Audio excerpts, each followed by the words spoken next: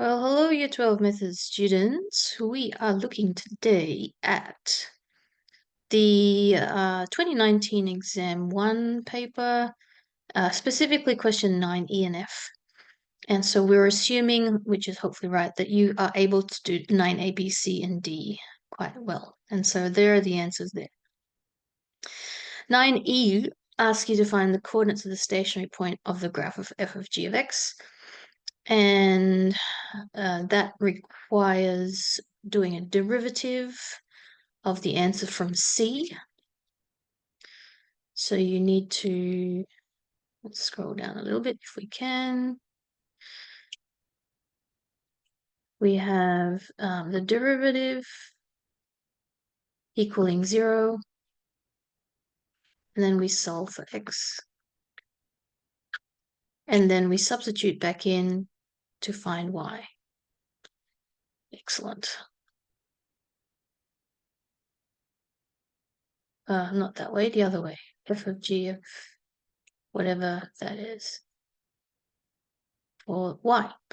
So the mechanics are that we are going to do a derivative of all of that.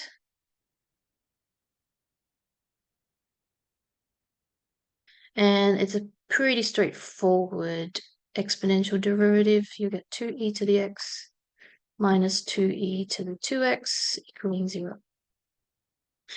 And so here, I choose to make a substitution. I'll let m equal e to the x. So that gives us 2m minus 2m squared equaling 0.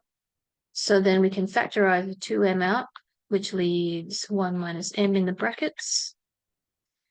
And then our two solutions would be m equals 0, which is impossible, or m equals 1, which is possible. So therefore, e to the x equals 1, which means that x must be 0.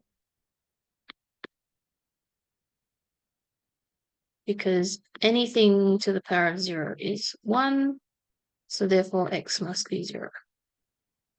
Alternatively, if you didn't see that straight away, you take logs of both sides, log to the base e of 1, which is also 0 as well. And then you need to find the value of f of g of 0. So we'd go back to the equation. F of g of 0 is equal to 3 plus 2e to the 0 minus e to the 0, which is 3 plus 2 minus 1, which is 4. So the stationary point has coordinates of 0, 4. So mechanically, hopefully that's quite a straightforward question. Now for F, that is a very in-depth question for 1 mark, and it's definitely separating the A pluses out. So my trick is to write out the two equations separately. So we have g of f of x equaling e to the power of 3 plus 2x minus x squared.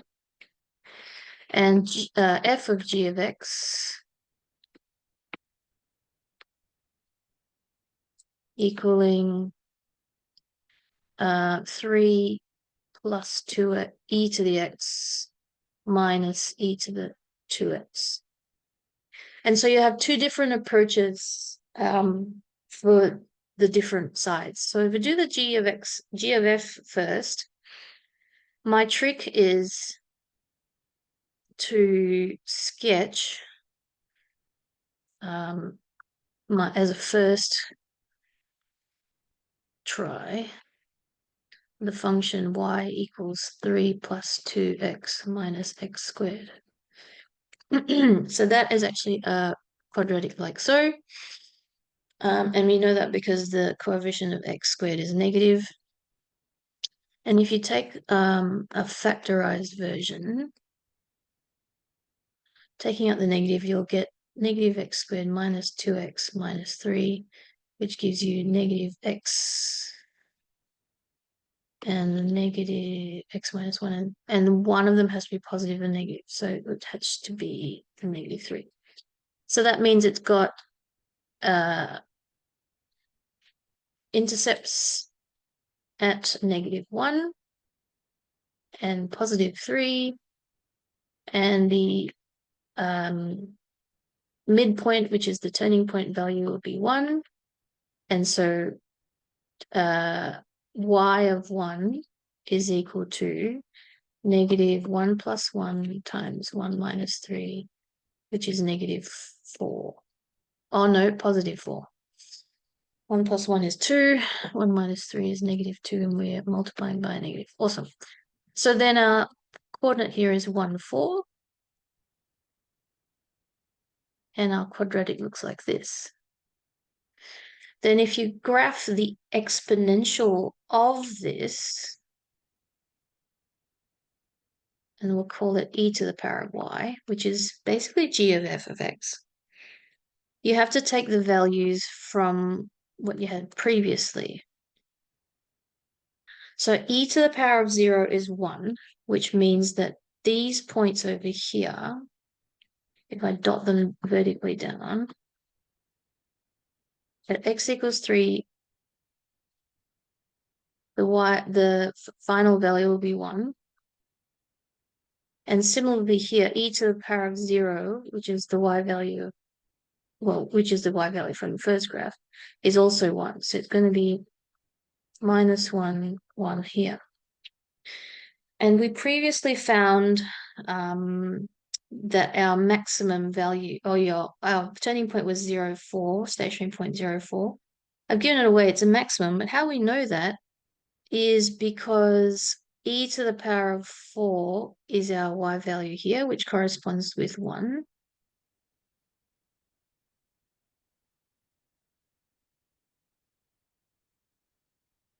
And our turning point, our turning point is for this bit, so that's irrelevant, sorry. So at 1e4, that's our highest point for the g of f graph. So it's going to look something like this. I missed that point, but we're supposed to go through that. Like so. And there is a asymptote here for y equals 0. So that's that graph on the left. And it's all positive. Now for this one, you need to think about it as two different graphs. So you've got this graph here, which is 3 plus 2ex, added to this graph here, which is minus e of 2x. So I'm going to put them on the same graph as, actually no, I'm going to have a working out space, and then my final graph will go down here. So if we look at this bit, 3 plus 2e to the x is exponential graph shifted up by 3. And it has a y-intercept of 5. And it has a shape sort of like this. And then for the other one, you've got y equals minus e to the 2x. So your e to the 2x is usually steeper, and if you've got a negative, it's the entire thing reflected in the x-axis. So it's going to be something like this. If I follow the scale, it's going to cross at -1, and it will be steeper than the pink graph at the higher numbers, and it will hug the closer to the asymptote. That's a bit wobbly, but you get the idea. The asymptote for the smaller numbers. And so that's the other graph there. And when you do an addition of ordinates, what you end up with is at 0, 5 and -1 add together to make 4. So that's your 0, 4 there. And if we look at the positive parts, what you have is the pink graph sort of going upwards and the green graph going downwards. So at some stage, they will cross the x-axis. So they will equal 0 at some stage. So it's going to look something like this.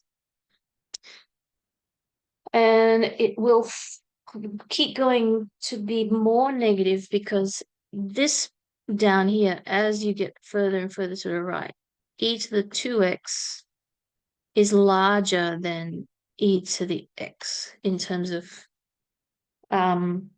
how steep it gets. So the winning one will be e to the 2x, which of course has been negated. So it's going to be much steeper down, much more negative in the y values. Okay. So if you look at the left-hand side now, the pink graph, which I think is pink, will have a sort of an asymptote still.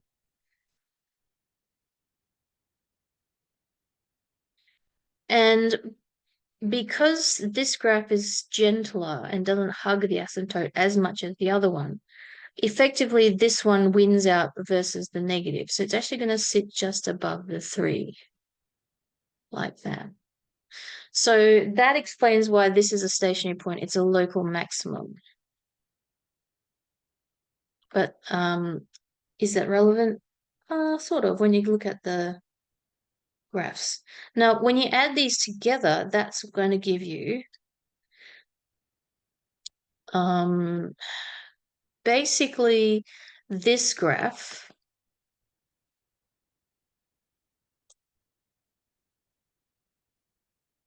with this one added onto it. So it'll be, if you imagine adding on each individual height, it'll be quite the same up to here, and then it'll go away, and then it will be much taller, and then it will start hugging again.